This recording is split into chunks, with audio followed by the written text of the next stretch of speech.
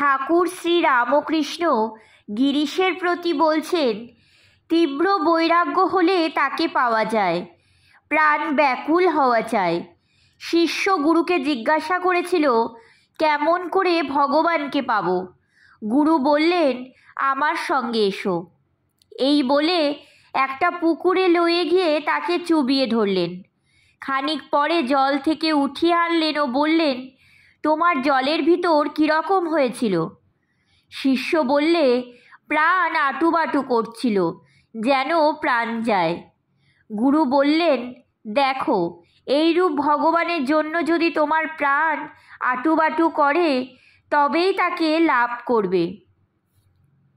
তাই বলি, 3 টান একসঙ্গে হলে তবে তাকে লাভ করা যায়।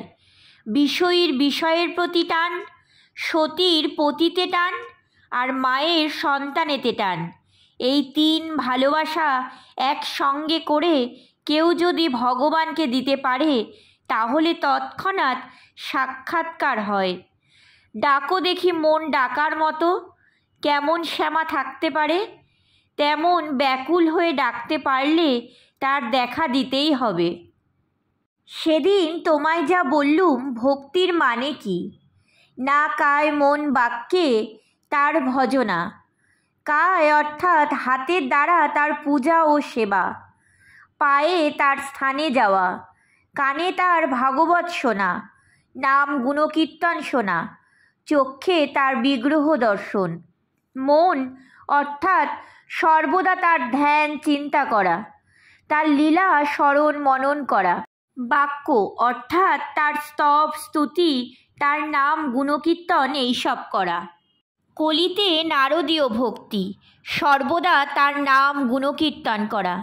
যাদের সময় নাই তারা যেন সন্ধ্যা সকালে হাত তালি দিয়ে এক মনে হরিবোল হরিবোল বলে ভজনা করে। ভক্তির আমিতে অহংকার হয় না, অজ্ঞান করে না, বরং ঈশ্বর লাভ করিয়ে দেয়। এই আমি আমির মধ্যে নয়, যেমন মিছরি মিষ্টির মধ্যে নয়। অন্য মিষ্টি খেলে অপকার হয়, মিছরি খেলে অম্বল নাশ হয়।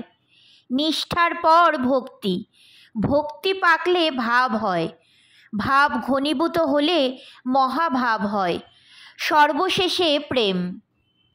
প্রেম রজ্জুর স্বরূপ।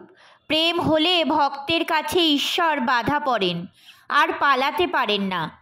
সামান্য জীবের ভাব পর্যন্ত হয়। ঈশ্বর কোটি না হলে মহাভাব প্রেম হয় না। চৈতন্যদেবের হয়েছিল। জ্ঞানযোগ কি? যে পথ দিয়ে স্বস্বরূপকে জানা যায়, ব্রহ্মই আমার স্বরূপ, এই বোধ। প্রহ্লাদ কখনো স্বস্বরূপে থাকতেন, কখনো দেখতেন আমি একটি তুমি একটি, তখন ভক্তিভাবে থাকতেন। হনুমান বলেছিলেন, রাম, কখনো দেখি তুমি পূর্ণ, আমি অংশ, কখনো দেখি তুমি প্রভু, আমি দাস। আর রাম যখন তত্ত্বজ্ঞান হয় তখন দেখি তুমিই আমি, আমিই তুমি। গিরিশ বলছেন, আহা। শ্রী রামকৃষ্ণ বলছেন, সংসারে হবে না কেন, তবে বিবেক বৈরাগ্য চায়। ঈশ্বর বস্তু আর সব অনিত্য, দুদিনের জন্য, এইটি পাকা বোধ চায়। উপর উপর ভাসলে হবে না, ডুব দিতে হবে। আরেকটি কথা, কামাদি কুমিরের ভয় আছে। গিরিশ বলছেন, জমের ভয় কিন্তু আমার নাই। ঠাকুর বলছেন, না, কামাদি কুমিরের ভয় আছে, তাই হলুদ মেখে ডুব দিতে হয়। বিবেক বৈরাগ্য রূপ হলুদ। সংসারে জ্ঞান কারু কারু হয়, তাই 2 যোগীর কথা আছে, গুপ্তযোগী ও ব্যক্তযোগী। যারা সংসার ত্যাগ করেছে তারা ব্যক্তযোগী, তাদের সকলে চেনে।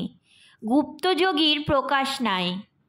যেমন দাসী সব কর্ম করছে, কিন্তু দেশের ছেলেপুলেদের দিকে মন পড়ে আছে।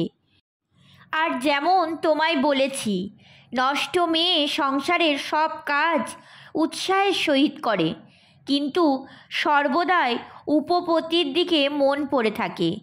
বিবেক বৈরাগ্য হওয়া বড় কঠিন। আমি কর্তা, আর এই সব জিনিস আমার, এই বোধ সহজে যায় না। একজন ডেপুটিকে দেখলাম 800 টাকা মাইনে, ঈশ্বরীয় কথা হচ্ছে, সেদিকে মন একটুও দিলে না। একটা ছেলে সঙ্গে করে এনেছিল, তাকে একবার এখানে বসায়, একবার সেখানে বসায়। আর একজনকে আমি জানি, নাম করব না, জব করতো খুব, কিন্তু 10,000 টাকার জন্য মিথ্যা সাক্ষী দিয়েছিল। তাই বলেছি, বিবেক বৈরাগ্য হলে সংসারেতেও হয়। মহামায়া দ্বার ছাড়লে তার দর্শন হয়, মহামায়ার দয়া চাই, তাই শক্তির উপাসনা। দেখো না, কাছে ভগবান আছেন, তবু তাকে জানবার জো নাই, মাঝে মহামায়া আছেন বলে। রাম সীতা লক্ষ্মণ যাচ্ছেন, আগে রাম মাঝে সীতা, সকলের পিছনে লক্ষ্মণ। রাম 2.5 হাত অন্তরে রয়েছেন, তবু লক্ষ্মণ দেখতে পাচ্ছেন না। তাকে উপাসনা করতে একটা ভাব আশ্রয় করতে হয়। আমার 3 ভাব, সন্তান ভাব, দাস ভাব আর সখী ভাব। দাসী ভাব, সখী ভাবে অনেক দিন ছিলাম, তখন মেয়েদের মতো কাপড় গয়না ওড়না পরতুম। সন্তান ভাব খুব ভালো, বীর ভাব ভালো না, ন্যাড়া নেড়িদের, ভৈরব ভৈরবীদের বীর ভাব, অর্থাৎ প্রকৃতিতে স্ত্রী রূপে দেখা আর রমণের দ্বারা প্রসন্ন করা, এই ভাবে প্রায়ই পতন আছে। গিরিশ বলছেন, আমার এক সময় ওই ভাব এসেছিল। ঠাকুর শ্রী রামকৃষ্ণ চিন্তিত হইয়া গিরিশকে দেখিতে লাগিলেন। গিরিশ বলছেন, ওই আরটুকু আছে, এখন উপায় কি বলুন? শ্রী রামকৃষ্ণ কিছুক্ষণ চিন্তার পর বলছেন, তাকে আম মোক্তারি দাও, তিনি যা করবার করুন।